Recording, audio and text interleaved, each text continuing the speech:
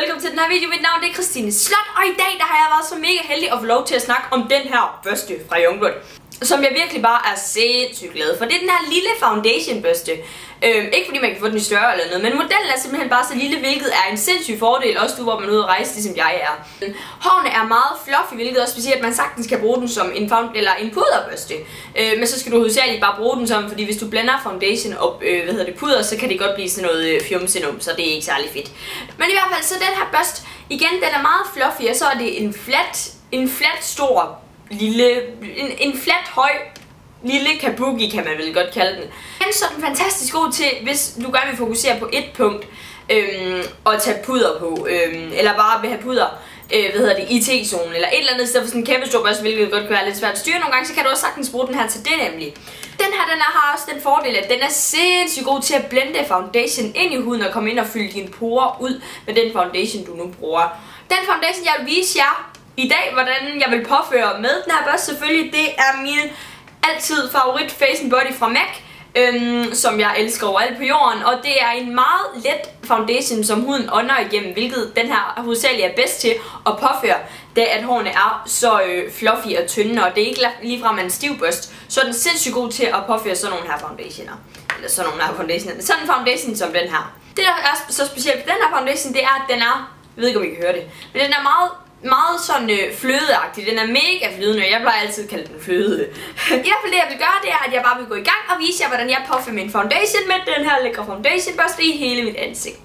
Jeg starter med at tage en lille klat foundation, eller en lille stor klat foundation ud på hånden. Den ser mega stor ud, fordi det er så flydende og kører mega meget rundt på hånden. Det jeg så gør, det er, at jeg dupper på børsten eller først. Så det kommer til at se sådan her ud. Og så begynder jeg altid bare på kinden. Og man ser lige så stille, ikke tryk for hårdt, men bare man ser lige stille. Nu, den her foundation, den er blevet en lille bitte smule for lys til mig, jeg ved ikke om I kan se det, men det er jo fordi jeg har fået lidt farve selvfølgelig. Igen så har den her ikke rigtig, den har en meget let dækkeevne, da det er en meget sådan flydende og tynd foundation, som hovedsageligt bliver brugt om sommeren af mig i hvert fald. Men den er også bare god, hvis man bare gerne vil udjævne huden og ikke sådan har akne eller noget. Og så gør jeg bare det, at jeg påfører den meget let på huden. Den her børste synes jeg personligt fungerer bedst, når man bruger cirkulær bevægelse, så det bruger jeg altid. Også fordi det er sådan, den sådan set bedst bare kommer ind og udfylder de porer, man gerne vil have udfyldt, når det er.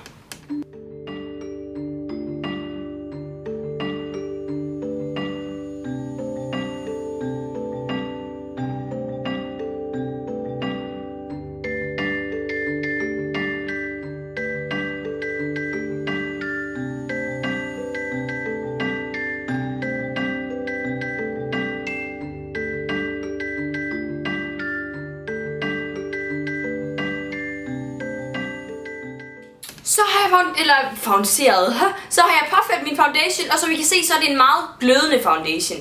Den er meget naturlig. Og det sted, som jeg kommer til nu, det er helt valgfrit. Det kan man gøre, hvis man har lyst, og hvis man ellers bare gerne vil holde det meget naturligt og bare glødende, så er det bare her, man skal holde den og bare fortsætte med sin makeup, som man ellers vil gøre. Men fordi jeg har meget fedtet hud, så er det altid en god idé lige at touch op i T-zonen med en puder. Og der tager jeg noget så enkelt som min Stay Matte puder fra London, og tager en stor fluffy børste og påfører den ellers bare i T-zonen, hvor jeg normalt vil blive fedtet.